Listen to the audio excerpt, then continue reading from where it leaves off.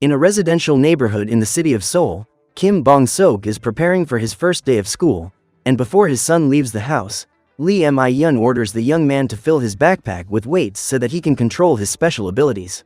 With everything ready, the young man sets off, and during the journey, he realizes that Jang Hee-soo, one of the students at his school, has missed the bus and is running to catch up. So the young man decides to accompany his colleague, and when he notices that she doesn't have enough money to buy her tickets, he offers to pay. During the trip, Kim realizes that his levitation powers are starting to act on their own again, and he tries to control himself so that he won't be discovered. In the classroom, the rest of the students are studying normally, while the young mutant is watching Jang Hee-soo, as he is completely in love with her. Thanks to this, Kim begins to levitate again and holds onto his desk so as not to attract the attention of his colleagues. Far away, Frank disembarks from his flight, and after collecting his mission equipment from one of the trucks in the parking lot, the man goes to his car, where he begins to dress up in his worker disguise. It is revealed that the man is a criminal hired by the Supernatural Control Agency, which has sent him to eliminate various targets in Seoul. As classes come to an end, the students begin to leave the school, and Jang is intercepted by Lee Gang-hoon. The young man is the president of his classmates' class, and explains that the teachers have asked him to show her around the gym, since she has just transferred to the school and has excellent athletic skills. Meanwhile, Frank arrives at the office of Jinchin, his first target, and noticing the presence of the fake delivery man, the businessman asks him to accompany him to his office. Trying to maintain his disguise, the hunter follows the old man and begins to question him, asking how he knows his real name. Frank explains that he has been sent by an organization to eliminate Jinchin, who is furious and uses his mutant strength to bend his golf clubs and attack his enemy. He quickly dodges the attacks of the businessman, who manages to grab him, and uses the hunter's body to destroy one of the office walls. At that moment, Frank attacks Jinchin's glasses, causing the man to be completely stunned. Seizing his chance to strike back, the hunter uses a pen as a weapon, and after hitting the mutant in the chest, he pushes him against one of the shelves. With that, Frank manages to win the fight, and after pulling himself together, he throws Jinchin's body through the window of the building, finishing off his enemy. Now that he has deleted his target, the hunter returns to the truck and uses his cell phone to confirm the businessman's elimination. Meanwhile, Lee Mi-yeon carries out a major cleanup of her house, and during the cleaning, the woman decides to check her social networks, where the news of Jinchin's perishment is posted by all the users. At the end of the day, all the students return to their homes, and Jang decides to attend a school, as she wants to study as much as possible so that she can get into one of Seoul's colleges. The problem is that the tuition fees are extremely high, which causes the girl to give up, and when questioned by her father Ju-won, she lies, saying that she only needs help to buy her new school uniform. Far away, Min Young-jun, the director of national security, receives the news of Jinchin's perishment, and his assistant explains that although this is an almost impossible task, they are trying to delete all the information about what happened to the man from social networks. Realizing that new enemies may be about to emerge and hunt down his young mutants, the old man asks the woman to speed up the training of the secret weapons, as a new confrontation is approaching. At the same time, Lee finishes preparing dinner for Kim, and after eating, the young man goes to sleep. Thanks to the strong feelings he has for his new friend, the young man has ended up making his powers even more unstable, causing him to fall asleep while floating through the ceiling of his room. Soon after, Lee goes to her sewing table, and after opening a secret compartment, she takes out her gun and begins to reassemble it. The woman believes that there must be some obscure reason why all the news about Jinchin is being deleted, and concludes that the hunters may be trying to track down the young mutants. While preparing her defense equipment, Lee remembers her past, when she used to travel around the city carrying her son, who was still a baby. At the time, the woman had no place to live, but after making a deal with the owner of an abandoned shed, she managed to find her new home. As time went by, Lee began to build a huge playhouse for her son, along with several safety nets around the place, so that Kim could learn to control his powers without ending up getting hurt. The problem was that the boy was not yet able to understand what his mother was saying, which ended up making his training difficult. Despite this, the woman didn't give up, and after several months of work, she was able to turn the shed into a large restaurant, allowing her to finally start rebuilding her life. Since that time, Kim has been forbidden to play outside, and for this reason, the youngster would watch television for most of the day, following various cartoons. Thanks to his mutant ability, and the content he followed, the young man began to see himself as a real superhero, and so that he could demonstrate his power, he decided to show it off in front of all his schoolmates. As a result, the students begin to congratulate their classmate, who is extremely excited to have finally demonstrated his superhero abilities, without even noticing that he is being watched by the school principal. At the end of the day, one of the students tried to repeat Kim's jump so that he could impress his friends, but the boy ended up slipping and seriously injuring himself. For this reason, Lee was forced to answer for her son to the school coordinator and apologize for everything that had happened to the young man. When Kim realizes that he has only caused his mother more problems, he is devastated and goes to the roof of his house so that he can cry in the middle of a huge storm. Suddenly, the ropes that were attached to the boy snap, causing the young man to be carried away by the strong wind. Despite this, Lee arrives at the scene at the last moment and manages to rescue her son by pulling on the rope with all her might. The next day, all the students set off for school, but when they notice that they are about to be late once again, the pair of youngsters decide to run at full speed towards the gate. Realizing that the youngsters have tried their best not to be late, Inspector Choi decides to allow the students to enter the school and escorts them to the classroom block, while they are watched by the on-site security guard. On the other side of town, Frank goes to an old library, and after closing the doors of the establishment, he starts interrogating the owner, asking if he used to be called Bongpyeong. The old man quickly realizes that he may be in danger and uses his electrical powers to turn off the lights in the room. Immediately afterwards, the librarian grabs one of the batteries from his radio, allowing it to start channeling its rays around his arms, causing his hair to go completely wild. With that, Bongpyeong lunges at his opponent, and after knocking him down, he tries to grab the hunter, electrocuting him repeatedly. To defend himself, Frank uses the books to block the electrical discharges and strikes the old man, who ends up throwing his battery away. Quickly, the mutant manages to retrieve the battery and throws a furious electric punch at the hunter, who is thrown against the ceiling. Before finishing off his opponent, Bongpyeong picks up a photograph from his desk, and while setting it on fire, he lunges at Frank, who grabs him around the neck. Trying to finish him off, the librarian unleashes several electrical discharges on his enemy, causing the electricity panel in the room to collapse. Just as he was about to be eliminated, Frank maneuvers against the energized old man, and after throwing him away, he finishes him off with a powerful kick, eliminating Bongpyeong. After deleting another of his mutant targets, the hunter analyzes the incinerated photograph and is extremely devastated to discover that the old man had a son.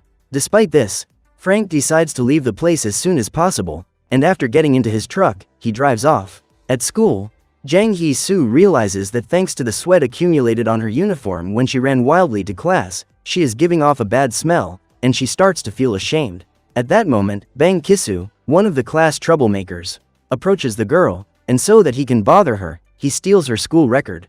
In doing so, the man realizes that his colleague has been enrolled in physical education classes, and wonders why the young woman has been slotted into something so unexpected.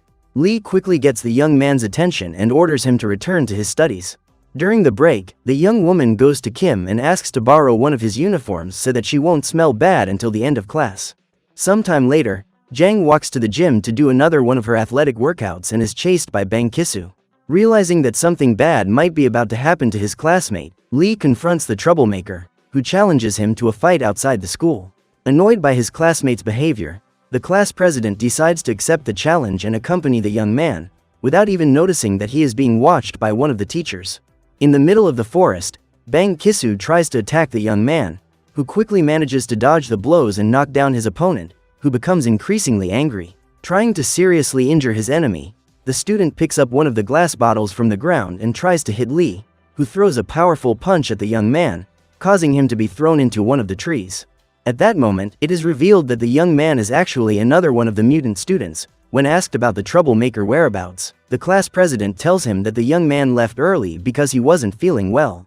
A few hours later, a report of Bongpyeong's perishment circulates on the city's news, and Lee Mi-yeon becomes increasingly worried about the dangers that may be approaching her son. At the end of the day, the pair of students go to the local seamstress so that Jang can buy his new school uniforms, and after the purchase, the students decide to eat together at a convenience store. Far away, Frank analyzes the photograph he collected of his latest deleted target, and during his investigation, the hunter receives yet another message, ordering him to head for the next mutant in town. During the evening, Kim and Jang talk while eating the food they bought, and then decide to leave. However, thanks to the delay they had that morning, they are forced to stay at the school for a while longer and carry out a major cleanup of the toilets. Noticing the injury she caused her friend during the accident earlier, Jang Hee-soo feels devastated and begins to bandage her friend. Due to the strong feelings he has for the girl, Kim tries to control himself so that he doesn't start floating, and so that he can keep his mutant abilities a secret, he asks his friend to leave, saying that he hasn't finished cleaning the bathroom yet. So the young girl leaves the place, but even alone, the young man can't manipulate his powers properly, causing him to start floating wildly around the school bathroom. In the morning, the teacher asks the members of the class about Bang Kisu's whereabouts, since the young man hasn't returned to school yet, but none of the students know what happened to the troublemaker, and Lee Gang-hoon feels increasingly uncomfortable about the situation. With that, another school day comes to an end, and on his way home, Kim is scolded by his mother, who orders him to stop taking so long to get home. Continuing his investigations, Frank goes to the school gate and is intercepted by the security guard, who orders him to remove his truck from the front of the school. Trying not to attract attention, the man accepts the order and leaves, but the old man becomes suspicious of the hunter and decides to make a call. As the days go by, Jang Hee-soo carries out her athletic training alongside her teacher, who teaches his pupil to develop her physical abilities more and more. During the training sessions, Lee Gang-hoon begins to watch the activities and observe the girl, as he is developing strong feelings for his classmate. One night, Jang continues practicing her vertical jumps, and although she manages to beat her record once again, she ends up injuring herself, twisting her ankle during the fall.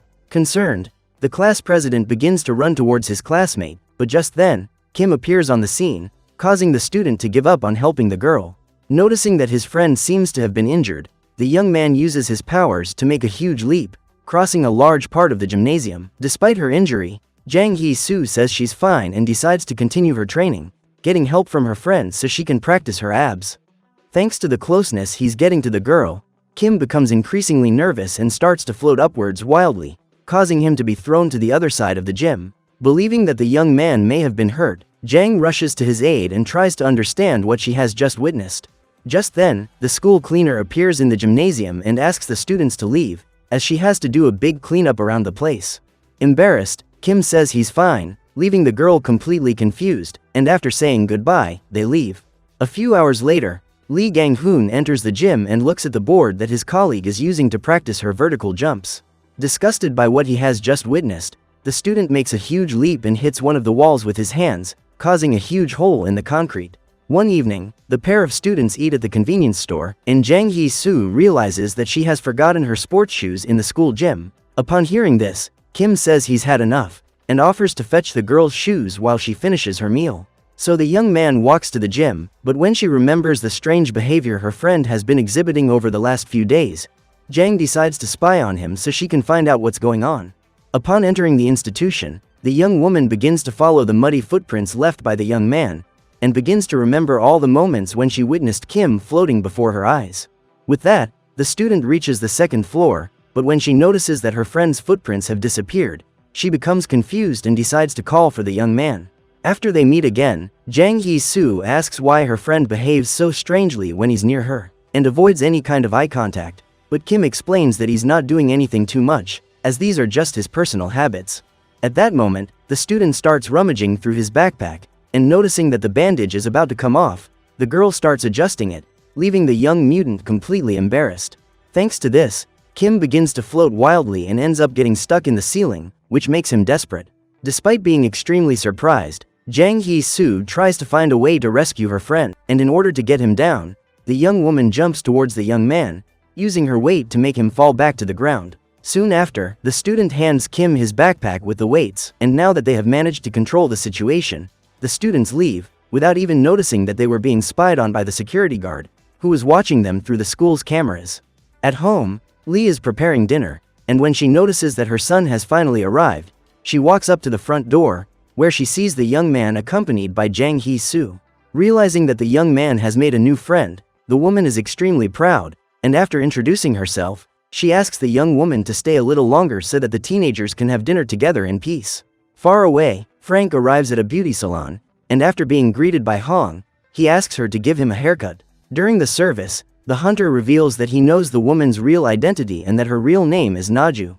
On hearing this, the hairdresser wastes no time in hitting the man over the head with her scissors, and he quickly gets up and knocks her to the ground. At this point, it is revealed that Frank has bizarre regenerative abilities, and after removing the scissors from his face, he is shot several times by Naju, who flees in desperation. The woman then runs to a secret compartment and grabs her gun to attack her opponent. Using her powers of X-ray vision, the mutant hairdresser manages to see the hunter through the walls and takes the opportunity to hit him with several shots. Trying to prevent his opponent from eliminating him, the man rushes towards her, lunges at her and completely destroys the wall. Frank is quickly surprised once again by Naju, who is hiding in the roof of the building and fires several bursts of shots at the hunter. Realizing that none of her attacks seem to be having any effect on her opponent, the woman flees to the kitchen, where she picks up her precision gun, using her special powers. The mutant warrior shoots at the pipes around her, starting a leak that covers the whole place. Thanks to this, Naju manages to camouflage herself in the smoke, hitting Frank several times as he tries to approach her. Trying to keep her opponent at bay, Naju grabs her giant shotgun, and despite being hit by a few shots from the man, she manages to hit him, causing him to crash into one of the shelves. With that, the mutant woman runs towards Frank and hits him with another shot, throwing the man across the hall. So that he can recover, the hunter hides at the end of the corridors, allowing his regenerative powers to close all his wounds. Now that he's completely refreshed, Frank gets up, and after dodging one of Naju's shots, he runs towards her and tries to hit her with his powerful kicks. In a few seconds, the man manages to immobilize the woman, who, in order to free herself, hits her enemy in the leg with one of her scissors. Soon after, Naju hits the hunter in the neck, who, after blocking the attack, manages to grab her around the neck and starts asking why all the mutants are hiding their children. Despite being about to be eliminated, the woman refuses to answer the interrogation and claims that the man is nothing more than a mediocre mutant who will be finished off by Guryongpo as soon as they meet. Frank then removes the scissors from his neck and finishes Naju off, saying that although his target hasn't told him where his children are, he knows they will attend her funeral. At home, Kim talks to Jang Hee-soo on the second floor, but at that moment, the student starts to float, getting stuck on the ceiling of his room, and his friend tries to help him down. A few minutes later, Jang Hee-soo leaves, and when she notices that his son hasn't accompanied the girl home, his mother is furious and orders him to run after her as quickly as possible. So Kim sets off towards the girl quickly, using his powers to make great leaps along the way, and catching up with the young woman, who is happy to be accompanied by her friend. The next day, the young man attends the training sessions of his friend, who reveals that she had lied about her school transfer, as she was actually expelled after fighting with 17 girls at the same time, since she has the ability not to get hurt. Jang explains that one day at her old school, one of her classmates was always attacked by the girls in her class, who humiliated the girl in all sorts of ways and even threatened her. One day, the young woman decided to protect the student and confront the girls, challenging them to a fight outside the school. With that, all the students ran to the back of the institution, where the girls went after Jang Hee-soo at the same time. Despite being constantly hit by attacks, the young woman doesn't give up fighting, and manages to fight off all the opponents who come after her. After defeating all the members of the group, she heads towards the leader, who begins to threaten her with her stiletto. Terrified, the girl tries to attack her opponent, but when she notices that none of her slashing attacks are affecting Jang Hee-soo, she becomes completely terrified and screams for help. At that moment, the girl's boyfriend appears on the scene, and upon noticing the injuries caused by the young mutant, he attacks her with his baseball bat and begins to hit her repeatedly. While on the ground, Jang Hee-soo picks up one of the rocks from the mud, and after destroying the boy's foot, she gets up and uses the young man's club to finish him off, hitting him on the head. As a result, the girl was expelled from her school and her father was forced to pay large fines in compensation. Far away, Ju-won finishes making another of his food deliveries, and before he leaves, he comes across a crowd of people surrounding the beauty parlor where a body was found that morning. Despite this, the man tries to leave the building without attracting attention, and analyzes the crime scene while being watched by Lee, who continues to record all the news about the people who have been eliminated, before they are deleted from social networks. At the National Security Institution, Min Young-jun's assistant says that the situation is under control, as they have managed to delete all the posts about Naju, and have sent the victim's body to one of the city's cemeteries. So the old man asks the woman to contact the school principal, because it's time they tried to identify the person responsible for the eliminations. At Naju's funeral, Frank meets the mutant woman's children, and after hearing all the loving compliments the youngsters have said about their mother, the man feels extremely devastated, and gives up attacking them. A few hours later, Jo Rae-hyuk arrives at Min Young-jun's building, who says that the situation is getting more and more complicated, so they need to eliminate any files related to the mutants before they are discovered by the population. At this point, the old man checks the records of the mutants in the area, and it is revealed that Guryongpo was actually Ju-won, who is becoming increasingly irritated by everything that is happening. Finally, Frank leaves Naju's wake, without even realizing that Jeon Gai-do was right next to it, watching his father's grave while carrying his electric powers in his hands, wanting to take revenge on the mutant hunter. At school, the teacher reveals that a new student has joined the class, and when she looks at the new girl, Jang Hee-soo realizes that she is the same girl she had protected at her previous school. So what did you think of this series? Leave it in the comments below. And if you liked the video, like and subscribe for more series recaps. See you next time.